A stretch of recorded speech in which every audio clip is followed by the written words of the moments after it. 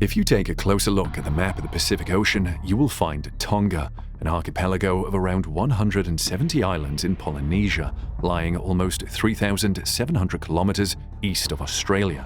Tonga is an island chain located on and along a colossal underwater mountain ridge called the Tonga Kermadec Ridge that extends from the North Island of New Zealand to the Samoan Islands. Just 65 kilometers north of Tongatapu, the main island of Tonga, and around 30 kilometers south of the submarine volcano of Fonaufu lies the giant submarine volcano known as the Hunga Tonga Hunga Ha'apai. Being part of the highly active Kermadec Tonga subduction zone and its associated volcanic arch, the Hunga Tonga Hunga Ha'apai lies around 100 kilometers above an incredibly active seismic zone. And for this reason, it has kept scientists and volcanologists around the globe on edge for decades. Their greatest nightmare is actually becoming a reality now that the Tonga volcano is finally exploding and has cracked up the Earth. The worry and speculations are justified as a massive eruption in the past year that rattled the entire world. The colossal volcano rises about 2,000 meters from the sea floor. It had a caldera that was roughly 150 meters below sea level and 4 kilometers at its widest extent on the eve of the 2022 eruption. The Kermadec Tonga Ridge to which this volcano belongs is formed by the convergent boundary where the Pacific Plate is subducted by the Indo-Australian Plate, forming a long volcanic and island chain. The Hunga Tonga Hunga Ha'apai volcano is almost completely submerged in water except for the two small volcanic islands, the Hunga Tonga and Hunga Ha'apai. These islands are the remnants of the northern and western rim of the caldera. Deep in the ocean at the sea floor, the base of this volcano is around 20 kilometers in diameter. It rises almost 2,000 meters towards the sea surface. The northern and southern portions of the caldera were filled with the deposits from previous eruptions before the volcano erupted last year. The two subaerial islands used to be 1.6 kilometers apart, with each one being 2 kilometers long before the 2015 eruption. Both were mainly composed of andesite and layered tephra deposits with steep rocky cliffs. Geological samples taken from the islands suggest a lengthy eruptive history.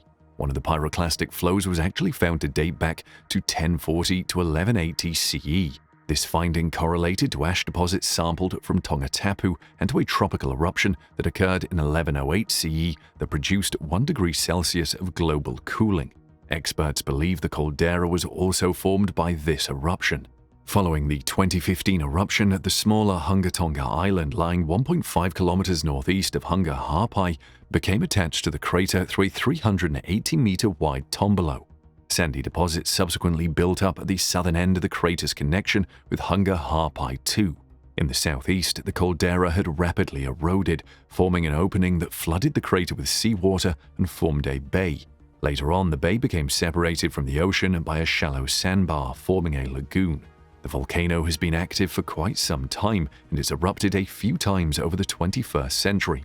Back in March 2009, a submarine eruption near the Hunga Tonga Hunga Ha'apai threw up steam, smoke, pumice, and ash thousands of feet into the sky.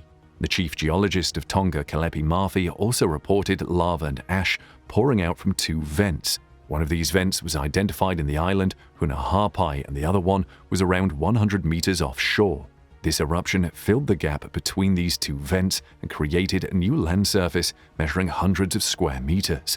Thus, the eruption practically devastated the Hunga Ha'apai island and covered it with a thick sheet of black ash, killing all the vegetation and fauna. The second time it erupted was in 2014. Volcanic plumes and a series of earthquakes rattled the volcanoes north of Tonga for several weeks. This confirmed that the volcanic activity had resumed in the area. A new eruption began in mid-December 2014. A tall white steam plume was reported rising from the ocean over the volcanic mount by local fishermen. Satellite images showed the eruption continuing with a smoke and ash plume rising from the site. This eruption continued into 2015 with a tall ash cloud that rose 3 kilometers into the sky. It entered a new stage 10 days into January when the volcano started spewing ash plumes as high as 9 kilometers into the sky. Geologists from New Zealand and Tonga who visited the volcano stated that the eruption quietened down. They also noticed that most of the eruption was coming from the vent in the new island by that time. Ash emission was limited and the magma rocks were hitting the ocean, leading to steam explosions. No floating volcanic debris was found by the team.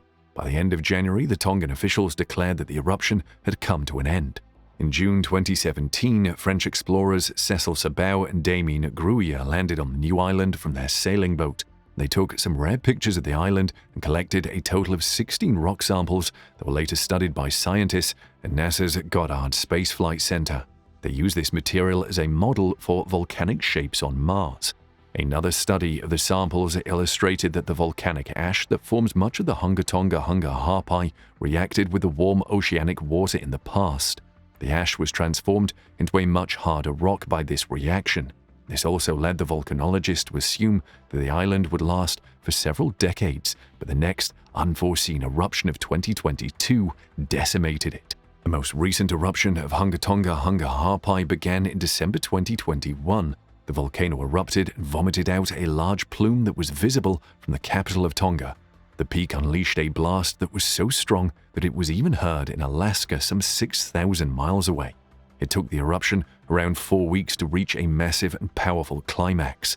In the Volcanic Explosivity Index, the eruption was rated at least a VEI 5. Scientists described it as a magma hammer. At its peak, the volcano produced a series of 4 underwater thrusts. It displaced some 10 cubic kilometers of rock, ash, and sediment. According to experts, it was the largest atmospheric explosion recorded by modern instrumentation. The explosion also set off tsunamis in Tonga, Fiji, American Samoa, Vanuatu, and along the Pacific Rim.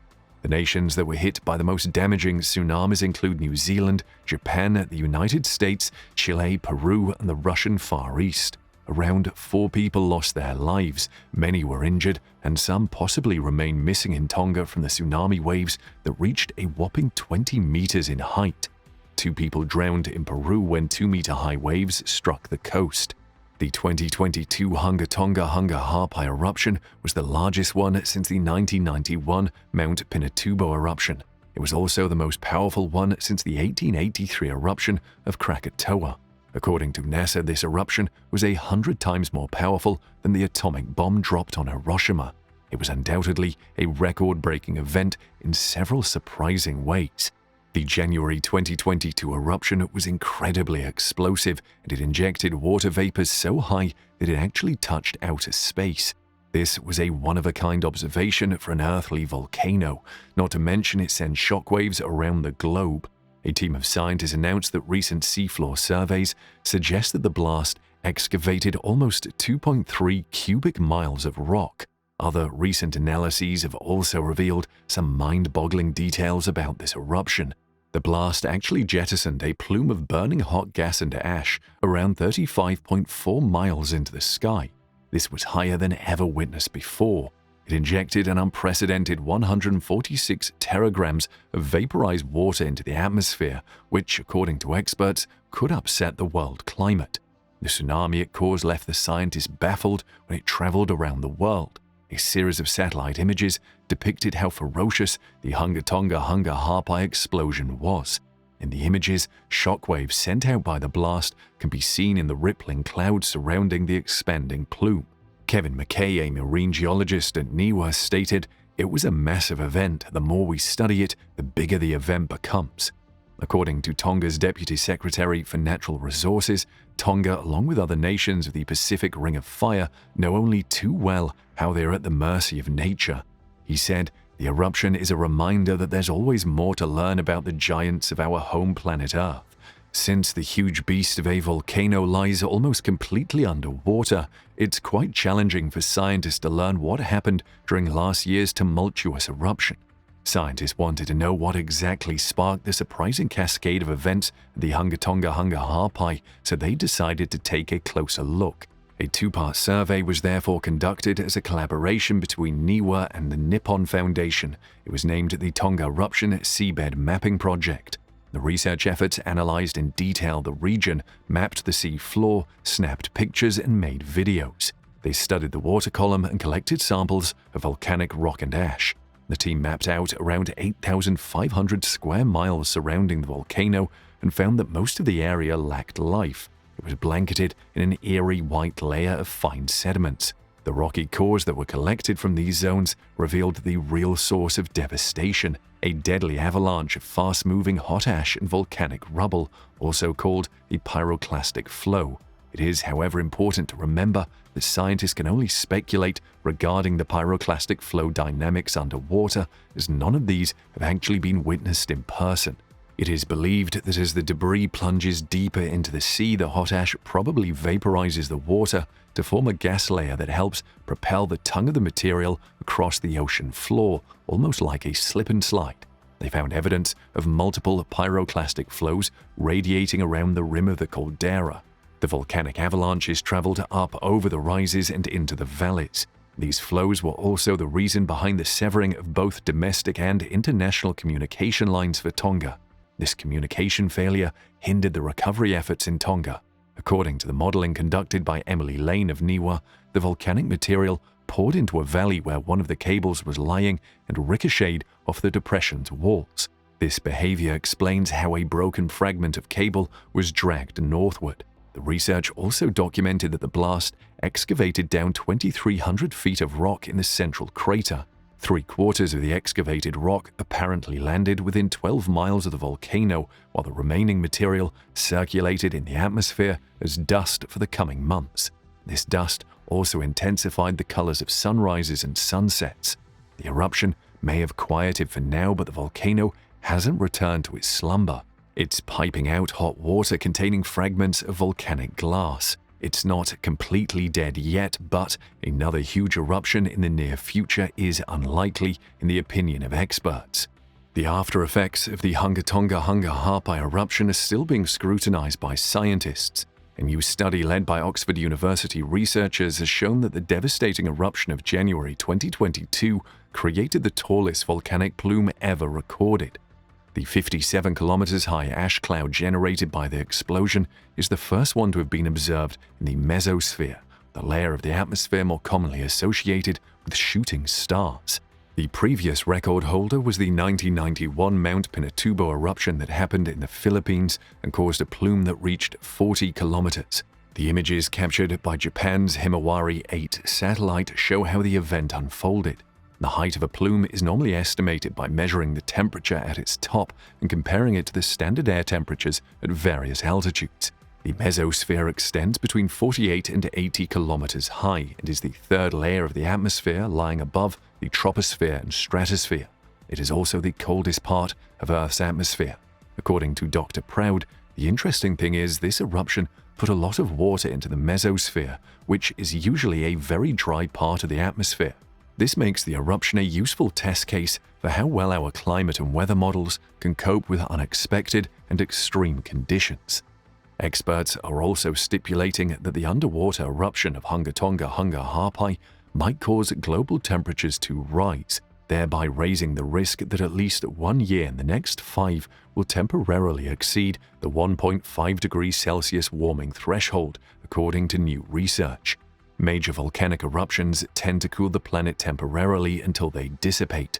The sulfur dioxide particles dispersed high in the atmosphere reflect sunlight away from the planet, but a new study published in Nature Climate Change found that the Tonga eruption in the South Pacific expelled unexpected amounts of water into the atmosphere, and being a greenhouse gas, water vapor might possibly cause a temporary increase in the global surface temperatures over a multi-year period.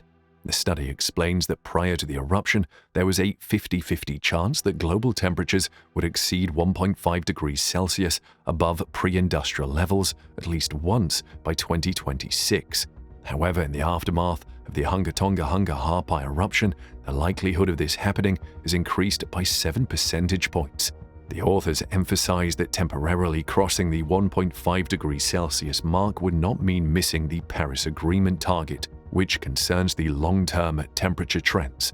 But the paper does say the first year which exceeds the 1.5 degrees Celsius will garner substantial media attention, even if a portion of this results from Hunga Tonga Hunga Harpai. Whenever a volcano erupts, the plumes of dust and aerosol typically reflect sunlight away from the planet, thereby causing a drop in the surface temperatures. For instance, the global temperatures dropped by 0.5 degrees Celsius when Mount Pinatubo erupted in 1991. But the Tonga eruption has had the opposite effect. According to Dr. Stuart Jenkins from the University of Oxford's Department of the Atmospheric and Planetary Physics, the surface warming was caused by the unusual composition of this Hunga Tonga Hunga Ha'apai plume. The study found that the blast propelled just 0.42 million tons of cooling sulfur dioxide aerosols into the stratosphere, as compared to the 146 million tons of water that raised the water vapor content to the stratosphere by 10 to 15%. The eruption was so massive that the volcanic plume from it was witnessed by astronauts aboard the International Space Station 269 miles above the Pacific Ocean. The eruption also released such an immense amount of energy that its disturbance of the charged layer of Earth's atmosphere, called the ionosphere, rivaled that of a solar geomagnetic storm. On the day of the eruption, something unusual was noticed in the far ultraviolet light portion of the electromagnetic spectrum while examining data from NASA's Global Ultraviolet Imager on a spacecraft in orbits around Earth. They found a roundish spot in the satellite data coinciding with the volcano's location, where there was a temporary recession in those UV emissions. Since the instrument doesn't see anything in the atmosphere below 100 kilometers above sea level, this observation meant that the water vapor from the undersea volcano reached high enough into space that it was able to briefly absorb those particles of light. This indicates the eruption might have extended beyond the mesosphere too. Researchers have also discovered that the eruption set off more than 25,000 lightning events in just 5 minutes. And over the course of 6 hours, the volcano triggered a whopping 400,000 lightning events. This cataclysmic eruption shattered all previous records, according to a report by Vassala, an environmental monitoring company that tracks lightning around the globe. According to meteorologist Chris Vergasky, it's the most extreme concentration of lightning that has ever been detected. Dr. Shane Cronin, a professor of earth sciences at the University of Auckland, spent 6 nights camped out on the volcano after one of the eruptions. He, along with his team, found evidence of regular big ones occurring every 1,000 years, with the last one taking place around the year 1100. Cronin also said, "When I looked at the past deposits from this volcano, there was evidence for many, many eruptions during each episode, so there still could be more chapters to come in the story. The 2022 eruption could very well be the big one, but it's also possible that more and bigger eruptions could follow."